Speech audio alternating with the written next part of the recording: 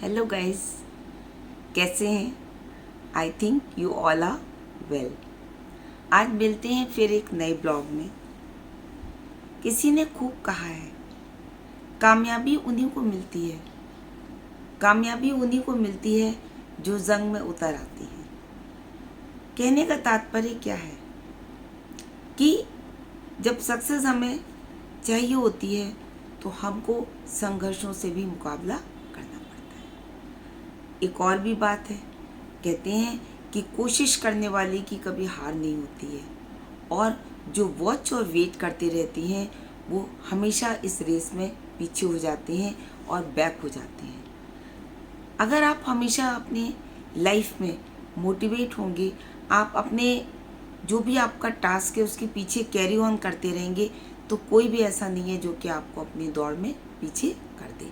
हम पीछे कब हो जाते हैं, हम हार कब जाते हैं, डिफीट हमको कब मिलती है, जबकि हम आगे बढ़ना बंद कर देते हैं। तो धीमे चलना है, तेज चलना है, ये तो जीवन की रफ्तार है।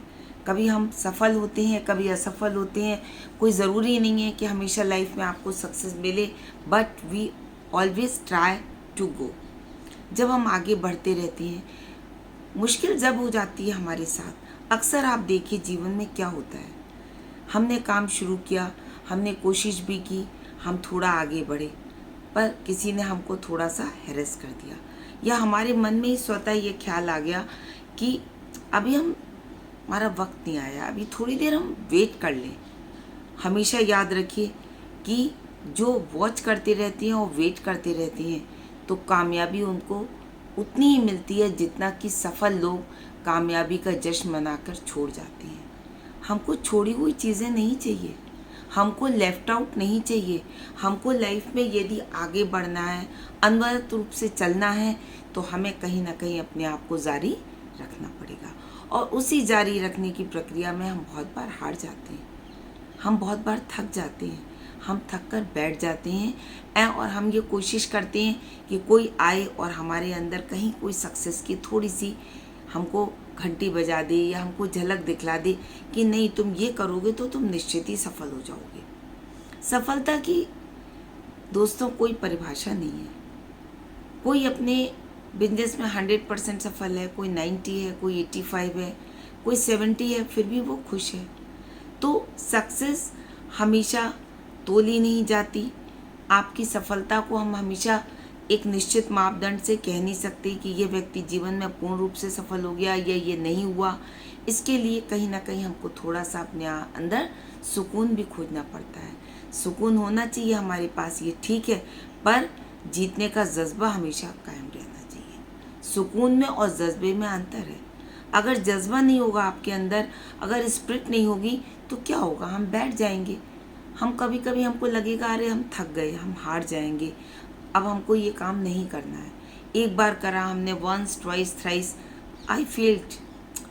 बट ये फेल शब्द जो है, फेल्योर है या वॉच एंड वेट है, this must not be in a series. ये हमारी सीरीज़ में होना ही नहीं चाहिए।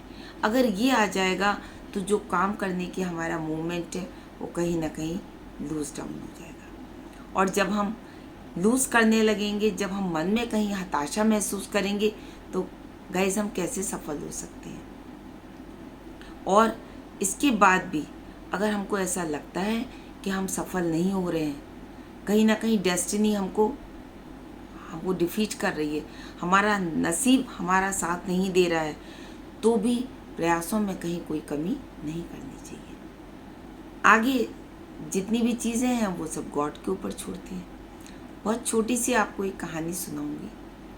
एक हिरन था, मादा हिरन थी। उसका टाइम ये चल रहा था कि उसको अपना कहीं स्थान खोजना था। किसी भी तरह वो चाह रही थी कि हम सेफली जो है अपने बच्चों को जन्म दे सकें। बेचारी इधर उधर पूरे टाइम जंगल में इधर घूम रही है, उधर घूम रही है। उसका पूरे टाइम ये था कहीं मुझको एक सुरक्षित स्थान मिल जाए। पर क्या हुआ उस समय, जब उसने एक साइड में देखा, जब जंगल में पहुंची तो वहाँ पर नदी बह रही थी। दूसरे साइड में उसने देखा तो एक शेर खड़ा हुआ था। और जब उसने ऊपर आकाश की तरफ देखा भगवान के लिए कि हे ईश्वर मेरी रक्षा करो, तो बहुत ज़ोर ज़ोर से बिजली कड़क रही थी। बहुत परेशान हो गई, हताश हो गई। उसको समझ में नहीं आया मैं किधर जाऊं, कौन सा रास्ता चुनूं जो मेरा बच्चा इस पृथ्वी पर जब आए तो सेफली यहाँ पर हो जाए। नहीं समझ में आ रहा था। मादा बहुत डर गई, बिजली कड़क रही थी, इधर नदी थी, उधर वो शेर खड़ा हुआ था दूसरी साइड में। यदि वो जाती, उसने आँखों को बंद किया और प्रभु का ध्यान करा। उसने कहा, हे ईश्वर, अब मैं आपके ही आश्रित हूँ, कहकर उसने आंखें बंद कर ली। आप मानेंगे चमत्कार? प्रयास तो उसने किया, उसने अपने लिए सब तरफ घूमकर अपने स्थान को चूज करना चाहा, खोजा भी, पर हुआ क्या? उसी समय आकाश में इतनी तेज बिजली कड़की कि उसकी जो बिजली की ध्वनि निकली और जो लपटें निकली, उससे शेर डर गया और वो वहाँ से चीत्कार करता हुआ दूसरी विपरीत दिशा में भाग गया। वो चला गया। बिजली के गिरने से पानी का वेग भी कम हो गया, जो बार बार पानी नदी में से बाहर आ रहा था, और मादा आंख बंद करके उसी तरह पड़ी रही। उसके बाद धीरे धीरे स्थितियां बिल्कुल सामान्य हो गईं और मादा ने अपने बच्चे को जन्म दे दिया। ये कहानी मैंने आपको क्यों सुनाई है? कहानियाँ क्यों होती हैं? कहानियाँ हैं नहीं हैं, इनको हमने बनाया या किसी और विद्वान ने बनाया, ये हमको इसीलिए सुनाई जाती हैं, हमको इसीलिए बताई जाती हैं कि हमको कहीं ना कहीं इनसे प्रेरणा मिलती है। इससे आपको क्या मोटिवेशन मिला? हमको अपना प्रयास करना चाहिए, जैसे कि मादा हिरन ने किया। जब उसको कोई रास्ता नज़र नहीं आया, कभी ऐसी विपरीत परिस्थितियां होती हैं कि हम अपना रास्ता नहीं ढूंढ पाते हैं। आप अपना प्रयास करिए दोस्तों, और उसके बाद सारी चीज़ें गॉड के ऊपर छोड़ दीजिए। हम अच्छे मन से गॉड के ऊपर अगर चीज़ों को छोड़ देंगे और सब कुछ सोचकर ये सोचेंगे कि बस हे ईश्वर, अब आप हमारी रक्षा करें, आपको कभी भी असफलता नहीं मिलेगी। याद रखिए, नीचे वाले आपकी मदद नहीं कर रहे हैं, कोई आपका फ्रेंड, आपके relatives, they are not helping you, but almighty is always there for you. आशा है गाइज आपको ये स्टोरी अच्छी लगी होगी।